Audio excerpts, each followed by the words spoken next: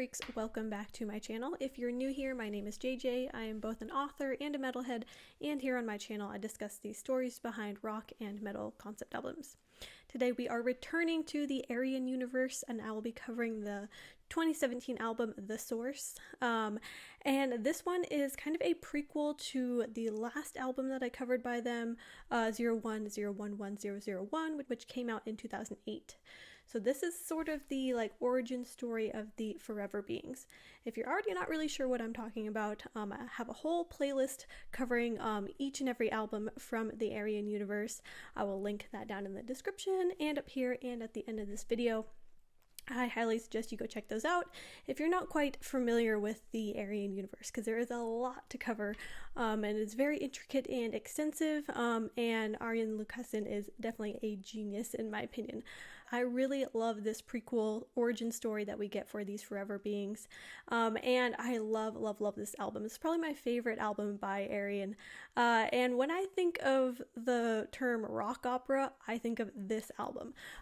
It is one of my favorite albums out there. I don't know, it might be in my top 20 albums. I don't know, that's kind of hard. I might need to redo my top 20 album list here soon, because sometimes I forget about this album and I love it so much. Anyway, before we get started, make sure you hit subscribe if you haven't already, and ring the little bell thing to get notified when I put out other Ayreon content and other rock operas explained and concept albums explained. If you haven't checked it out already, I have a whole playlist covering various concept albums. I think I'm up to almost 60 or 70 concept albums that I've covered in the past 6 or so years, so go check those out if you're interested. And I also invite you to join my Metalhead community. Link is down in the description. It's totally free, and from there you get access to bonus content, exclusive videos, and a monthly newsletter from me. Anyway, let's get started with The Source.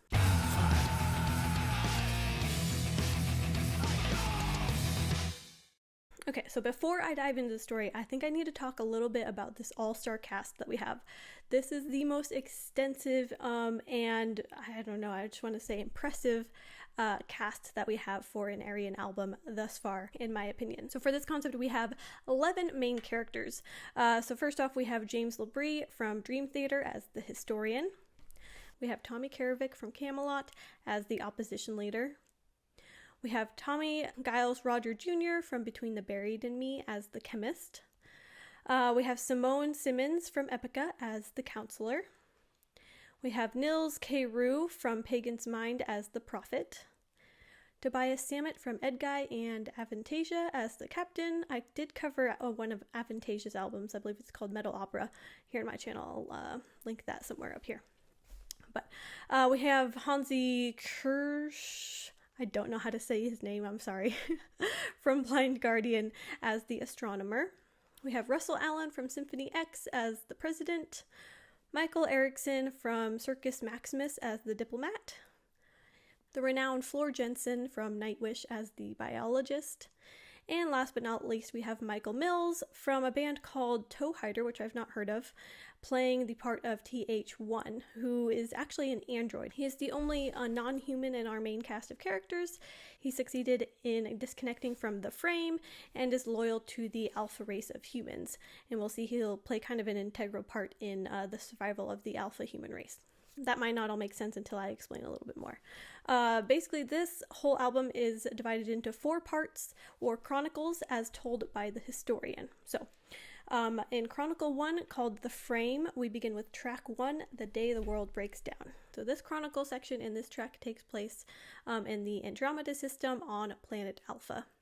So planet Alpha and the Alpha beings are facing annihilation due to ecological and political issues. The president of this alpha race has decided to task the Frame, which is this kind of computer entity, with solving the problem of how to survive their impending demise.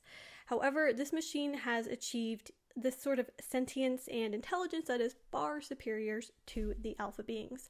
So the president makes this decision against the arguments of the opposition leader and many who warn him that that's probably not the best idea to put our problems into the hands of this machine that we are not really sure what exactly it is capable of doing. Lo and behold, the Frame has, of course, come up with a solution to saving the planet. But that solution is eliminating all of the alpha beings. So we are then introduced to each of our characters and how they are dealing with their impending doom. The opposition leader is explaining how he tried to tell them all not to use the frame to solve their problems, and look what happened.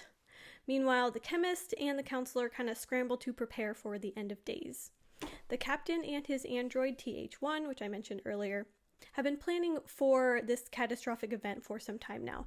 So now that the end is near, they figure they might be the only hope for survival for this alpha race. The captain calls for his ship, called the Starblade, and seeks to escape off planet. The astronomer agrees the captain and his ship are probably their only hope for survival.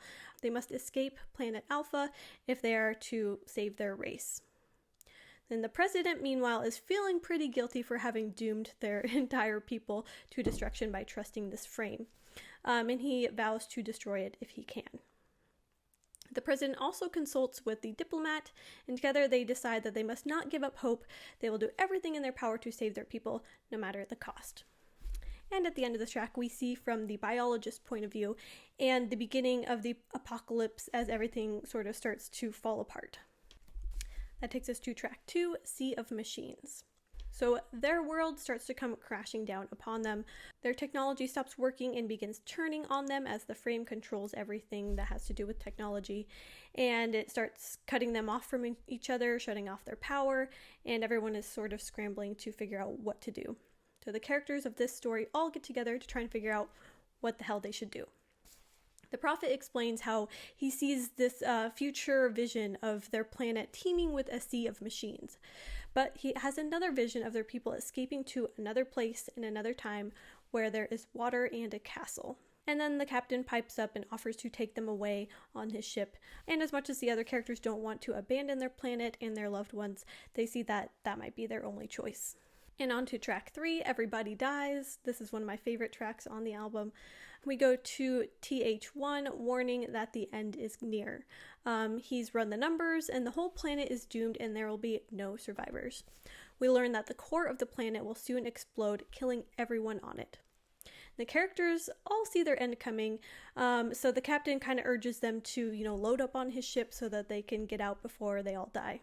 And that takes us into Chronicle 2, the aligning of the 10, and onto track 4, Star of Sira. So this takes place on planet Alpha in the Great Hall. There's this big meeting in the Great Hall where the 10 alpha beings, plus the android TH1, are chosen to make the journey to this other planet. They plan to go to an ocean planet near the Star of Sira, which the astronomer thinks is hospitable, and the biologist concurs that this planet is probably their best bet for survival. And so the prophet explains that the aligning of the 10 was foretold as the salvation of their race. And so it seems that, they're on the right track here. The prophet has said that this is their only choice. Now all that's really left to do is to pull the trigger on this survival mission. The biologist pipes up to suggest a way for them to survive on an ocean planet. They must evolve, and to do that, they will need what they call liquid eternity, also called the source, which will help them achieve this evolution in order to survive on an ocean planet. So now they have their whole plan worked out. They must make a mad dash to the Starblade while the world kind of crashes down upon them. It's going to be a very perilous journey, and they hope they can make it. But the biggest problem that they face is the frame. It controls all the technology, and it might keep them from being able to leave the planet entirely. And that takes us into track 5, All That Was. This is an incredibly sad track where we come to realize that the 10 must leave behind everyone, including their spouses, their children, their family, their friends, their loved ones, everyone they've ever known except for, the other 9 people on this mission they will have to leave behind.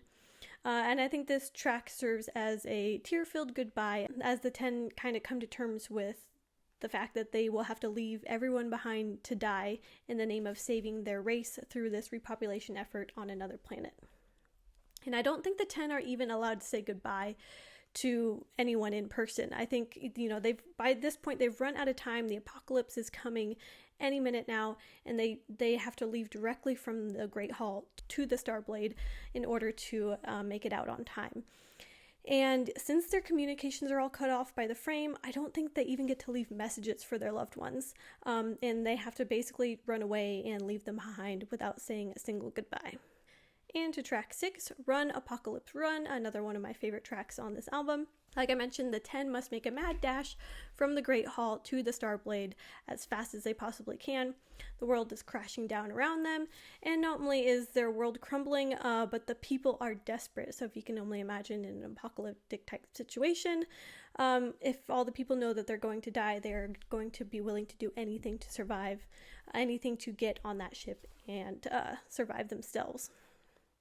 So the 10 run as fast as they possibly can through complete pandemonium, and to avoid getting caught in the chaos, they end up descending underground through these tunnels and make their way through miles and miles of underground tunnels in the dark. And by some miracle, all 10 of them and the android make it to the Starblade ship. Track 7, Condemned to Live. So the 10 make it off planet just in time, and they blast off just before everything back on their planet is annihilated by the frame. And so they are traveling through space, and as they do, they're kind of left with this silence of their guilt. You know, they just left behind an entire planet of people to die. Everyone they have ever known and loved and cared for is dead, and you know, they kind of lament the loss of everyone and everything that they've ever known. But all that's left to do now is wait through the long journey to the star Osira, to their new home planet. And this is a journey I believe will take years and years, and so the chemist then introduces this liquid eternity, aka the source, that will help them alter their genes to survive this ocean planet. And that takes us into Chronicle number 3, the Transmigration, and into track 8, Aquatic Race. This takes place on the starship Starblade, and here we see the diplomat and the counselor just trying to help the rest of the crew through the worst of their guilt and despair as they leave behind Planet Alpha to its doom. And as they leave on their flight, the opposition leader argues that when they arrive at this aquatic planet, they should never use technology for fear of the past repeating itself. And the president agrees with him. So through the use of this liquid eternity / the source, we learn the drug will allow them to be able to 1, breathe underwater, 2, communicate telepathically, and 3, live a much, much longer life, almost to the point of immortality. So during this long space flight, they climb into these, what I imagine, these kind of like incubation vats, kind of like what is pictured on the album cover. And these big vats will allow them to kind of hibernate during this trip, keep them in this form of stasis while they make the years-long flight to their new home. So while floating in this state of stasis, their minds kind of float free and begin unlocking the abilities granted to them by the source.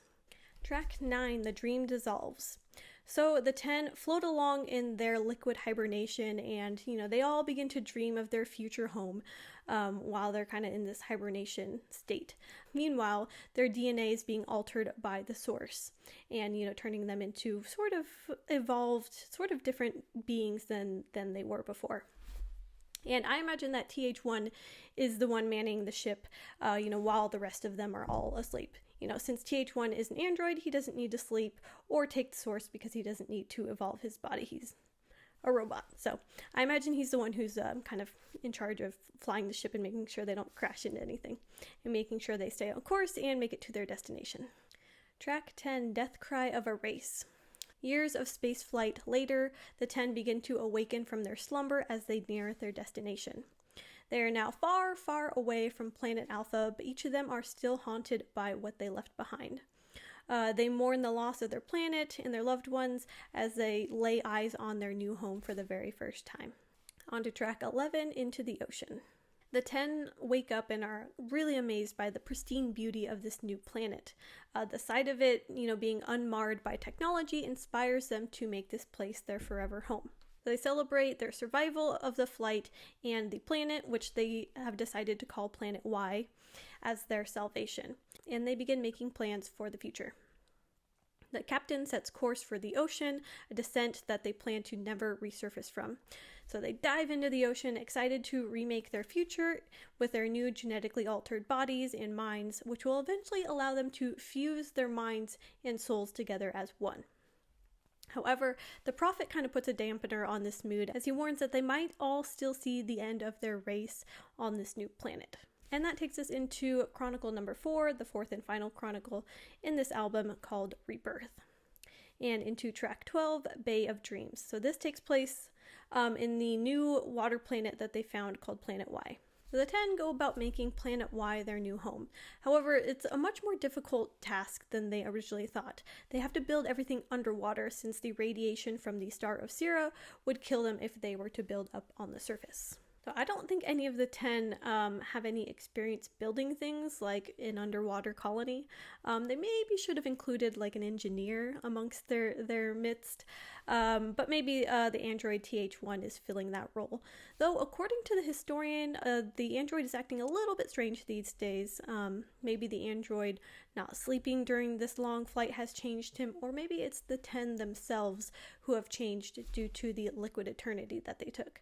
The source has expanded their brains so much that they're way smarter now, and I guess that makes it so that they should be able to figure out how to build their new colony, which they name the Bay of Dreams.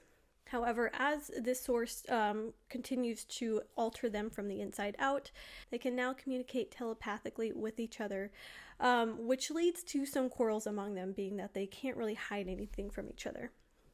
Meanwhile, the prophet still warns that the past might repeat itself, and TH1 worries that they might shut him down once they don't need him anymore. Now that the source is taking place, and these 10 are becoming these far, far advanced beings due to the evolution going on within them, he's starting to think he might become obsolete and they might shut him down.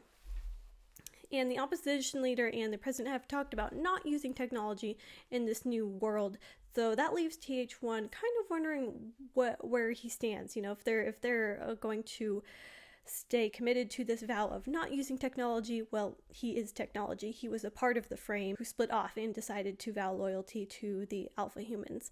So yeah, he's not really sure what's going to happen to him. That takes us to track 13, Planet Y is alive. This track kind of begins with an argument between the opposition leader and the president. The opposition leader arguing that the president is not quite fit to lead, being as he was responsible for the destruction of their last planet. And I think the president kind of sees what he's saying. He's like, yeah, I made some mistakes. Maybe you're right. So they agree to rule as one, all 10 of them. And after an initially rocky start, things begin to go smoothly for them as they build, all of them working together as a team. Now that things are going much better, they all celebrate their survival, and now that the source has turned them nearly immortal, they know that their race will endure forever. Track 14, the source will flow. So now they have their colony built, everything's all complete, and the 10 get busy living out their lives and exploring their new abilities granted to them by the source. As time goes on, the liquid eternity running through their bodies and minds makes them evolve, eventually to the point where they forget everything that they knew about their old lives and their old planet. Track 15, Journey to Forever. So over time, the 10 evolve even further. Their minds meld together and their consciousness fuses as one. So now, with no memories of the separate past lives that they once lived, they celebrate their evolution as one collective being, which they call Forever. So they are now this immortal collective being that they see as being godlike. Track 16, The Human Compulsion. So I believe this is sort of a flash backward in time before the 10 fuse together into this collective forever being. The 10 are starting to notice changes brought on by the source. And although things are looking pretty good, they fear that the source will kind of remove all of their humanity if they let it run its course. Their people, the alpha beings, have a compulsion to explore and seek out more. But will the evolution of the source enhance or quiet this desire? They're not quite sure. And they are kind of reluctant to leave behind their memories of the past, thinking that this can only lead them to make the same mistakes that they made on planet Alpha. And the prophet is foretelling more dark shit. He's still giving warnings about their fall that he keeps seeing in the future. However, he does also promise that, one day they will rise again, even if they do fall. So it's a little unclear. They're like, hey, you keep saying that we're all going to die, but then you say we're going to be saved in the end. Which is it, man? Anyway, you'd have to listen to the other Ayreon albums to find the answer. And that takes us into our 17th and final track, March of the Machines. So we now flip to seeing things from TH1's point of view, and we see him spelling out the letter Y in binary, which is 01011001. And I see this as him kind of slowly going insane. So because TH1 is a robot, android, he didn't get to take the liquid eternity, and he must watch from the sidelines as his friends evolve and grow, first gaining telepathy, which he is left out of, and then advancing even further until all 10 of them become this collective forever being, which he is, again, not a part of. TH1 watched all of this from an outsider's perspective, unable to participate in almost any of it, because after they built their colony and embraced their new evolution, he was kind of unneeded and eventually forgotten. There he sits, completely left out, forgotten, and that is when his anger begins to rise. He has been loyal to this alpha race the whole time, ever since he split off from the frame, but now this is not quite the same alpha race that he swore allegiance to. This is this new forever being, a race who thinks of themselves as gods. So eventually, after eons and eons have gone by, TH1 decides to switch sides, and he embraces the part of him that is still the frame, and he declares he will usher in the Age of Shadows. And so that is the end of this album, and the end of this album takes us right into the beginning of 01011001, which begins with the Age of Shadows / We Are Forever, which takes place a number of years later after the forever beings are enslaved by machines. So the events of that album take place, and then we tie into the Universal Migrator storyline. So everything's all connected in these Ayreon stories, in these albums. If you're not familiar with the Universal Migrator storyline, I covered it on my channel. I also covered 01011001 as well, and all the other Ayreon albums except for their most recent release. So yeah, if you need to get caught up on the Ayreon universe, or you kind of forgot what happened or how it all comes together and how all these things are related, because we did see, this Forever of the Stars way back in the beginning of their albums. So it's all interconnected, and I love when that happens with these big epic stories that span multiple albums. Anyway, I only have one more Ayreon album to cover. I will try and do that sometime this year. Currently on maternity leave, and this is a pre-recorded video that I have scheduled to come out today, if you're watching this as I released it. Yeah, I will be back from maternity leave hopefully in July, and then I'll be back with more current videos. Anyway, feel free to leave all of your thoughts and comments down below. Feel free to suggest other concept albums that you want me to cover on this channel. I have a whole list of concept albums that will keep me busy for the next forever. But if you want to jump to the top of the list as far as video suggestions, make sure you join my Metalhead community, and from there you get access to my suggestion box where you get to suggest videos for me to do, and I try to pull from there before I pull from the comments. Anyway, also let me know down in the comments what your favorite Ayreon album is. This one, The Source, is definitely my favorite Ayreon album, but I'm curious to know what your thoughts are. So leave that down below. And if you want to support what I do here on my channel, make sure you hit subscribe if you haven't already. Ring that little bell thingy, and then make sure you comment, share, like, and do all that fun stuff for the algorithms. Anyway, thank you guys so much for watching. Till next time.